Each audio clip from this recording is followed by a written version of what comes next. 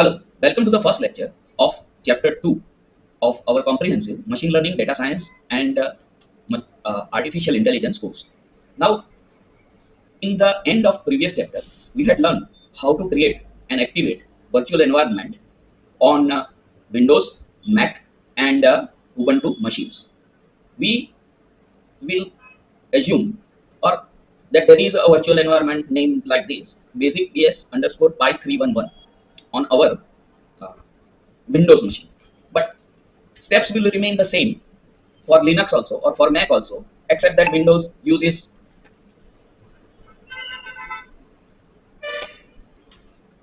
backslash while Linux uses forward slash. So let us first go to our that directory. We have created one exclusive directory where we want to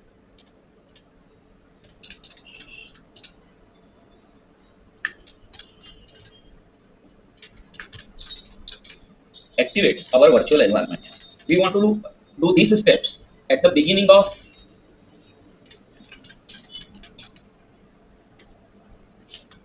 every lecture. We will do this step. Whether sometimes I forget to show or not, but you have to understand that we will not open Jupyter Lab directly, but we will first always make a CD to the folder where our entire data science, everything is stored. Then we will use this command. On a Linux, this command would be slightly different, source bin activate. And then when you activate your virtual environment, then you can see that here before C users there is nothing. Nothing means we are using base environment provided with operating system. But here now that prefix is seen. So that means now we are in our virtual environment. Once you are in your virtual environment, you can just type Jupyter space lab and your Jupyter Lab will open. Okay. It will open in a browser. So I will have to make browser the focus in my OBS studio. So this kind of window will open on the OBS studio. Okay. And let me bring myself my okay. So this kind of image this kind of browser window will open, and you can see this is our basic DSPy 311 environment, and here there are various chapters of our course. Total there are 30 chapters and some exercises, and it's a long course. So first chapter we have finished, so we can start with second chapter. I have already opened that second chapter, so this is the second chapter. You should ensure on the right side that which kernel you have selected. Here my kernel is basic DS underscore pi 311 only. So that means that I am in appropriate virtual environment. Okay. Initial some discussion is about Python programming language, but more or less after a very little discussion somewhere here, we will start with the coding part. But let us initially discuss about Python programming language. So Python is a high level programming language, interpreted programming language, and it is renowned for simplicity and versatility. Now this is the reason why I chose Python for making this course. There are two reasons. One reason is that it is a versatile language.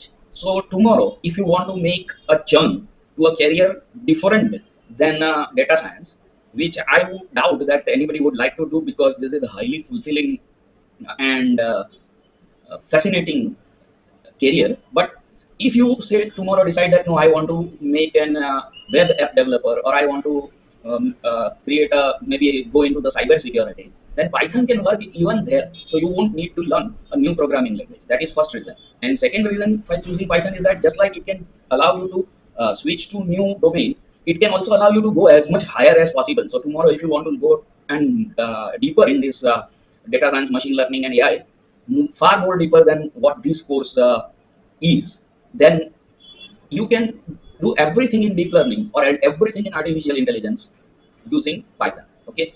The only place where Python is slightly lacking, or rather I should say was slightly lacking, was in big data domain, because many of the big data frameworks were written in Java.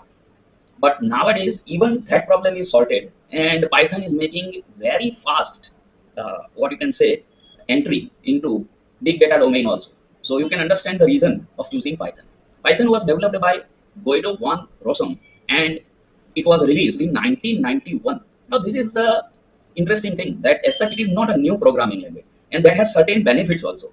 Of course, you should understand that Python had multiple versions, and those people who work with Python 2 for Python 3 is an entirely different cup of tea. So this is now, but advantage of this early programming language, being an early programming language, is that there is plenty of documentation available on the internet. So if you find any difficulty, there are helpful forums, there are multiple communities where people are always ready to help you on any problem that you are facing.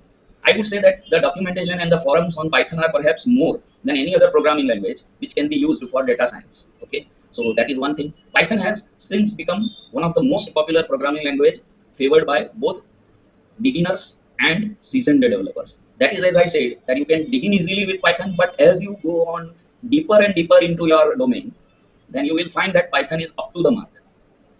Design philosophy of Python is on code readability. In fact, it is more like as close as possible. Perhaps no other programming language is so close as possible to the English. So if you know plain simple English, then very soon with some little bit practice, you will start writing basic Python code at least very easily.